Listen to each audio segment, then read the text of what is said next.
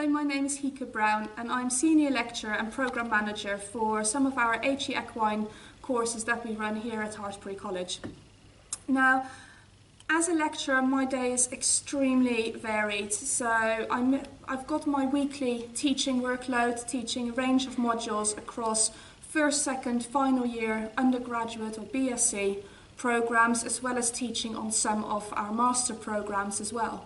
So in order to do that actual teaching, I have to prepare my lectures. So that might mean providing new materials, finding new papers for students to read or for myself to read as well, so that I'm on top of the knowledge that I'm trying to teach my students at that point as well.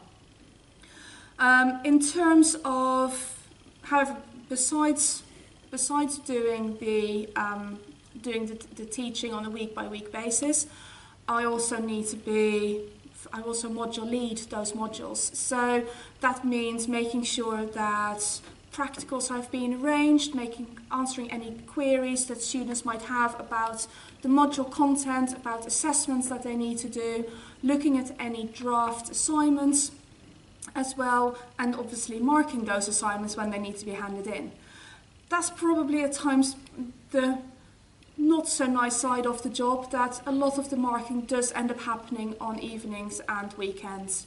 So as a lecturer, most of our time in the office or on a work day is based around teaching, around preparing for that teaching and answering queries from students, but the marking ends up coming in the evening and on the weekends. So at those periods, it becomes a bit more hectic and a bit more heavy going, really. As Programme Manager, I'm responsible for overseeing how the different degree programs develop, making sure that the students are happy, but also being involved with new applicants as well. So when students apply through UCAS, they will send in their UCAS application form to the college, where the admissions team initially may go through them, and any interesting ones might be sent my way to consider and to make a decision on. As Programme Manager as well, I'm very public during our open days and during our applicant days, showing the new potential students and their parents or guests around the college, answering any questions that they have, and first and foremost really making sure that the potential student picks the right course, because we're looking for students to be able to really fit in with what they want to do, make sure they don't just do a degree for the sake of it. How did I get into teaching? I actually completed my PhD before I started teaching. So originally I'm from Holland. I did my master's in Holland, came over to the UK to do my PhD, and as I was finishing that off, I applied for my first teaching job and started teaching there.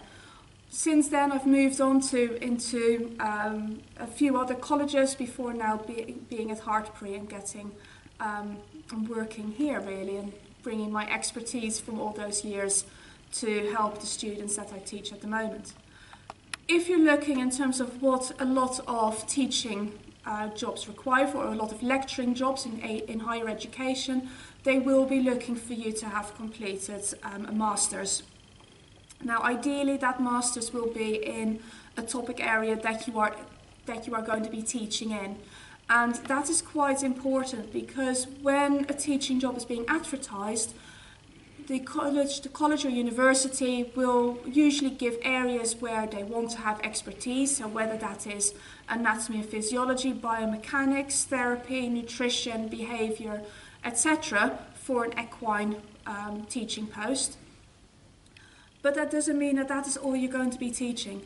If you've applied for a job and your interests, for example, are predominantly behaviour and nutrition, you can still expect that you will be asked to teach maybe the anatomy and physiology module or an industry module, generic modules that everybody in the team is expected to be able to teach. You may keep those modules, it may be for a short period of time before you are able to really end up moving into specialist areas. But there are always going to be those generic modules that you will be teaching. If you're considering becoming a lecturer, then do get in touch with either current lecturers, ask them for advice, ask them about how they got into the teaching role, because all of us have got a different story. Some of your lecturers may well have come from industry. They've got the industry background, and they will say that that will be their reason why they are now good lecturers. From my perspective, I'm very much research focused, and that is what I take into my role and as I'm teaching students as well. The fact that I'm research based, and that is where my interest is. That is what, at that point, I can then also use to strengthen my teaching and my role as senior lecturer as well. Obviously, as a lecturer, the main point is interacting with students. You're not just dealing with your staff, your students are your main audience. So teaching is different to just giving a presentation.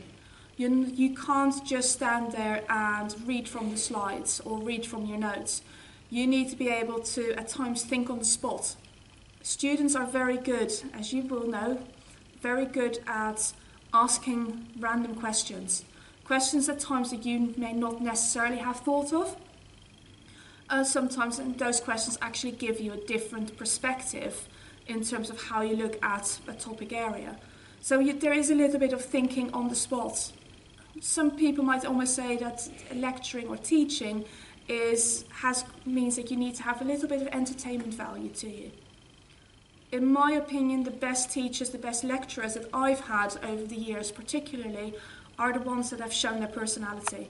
The ones that you can interact with, the ones that you can have a conversation with, that appreciate where you are coming from as well. And that's very important, I find, as a lecturer, that you're able to bring your own experience and to bring that across to your students, make yourself approachable to the students as well, because that's how you can motivate and inspire them as much as possible. Someone asked me earlier, what do I consider to be the biggest,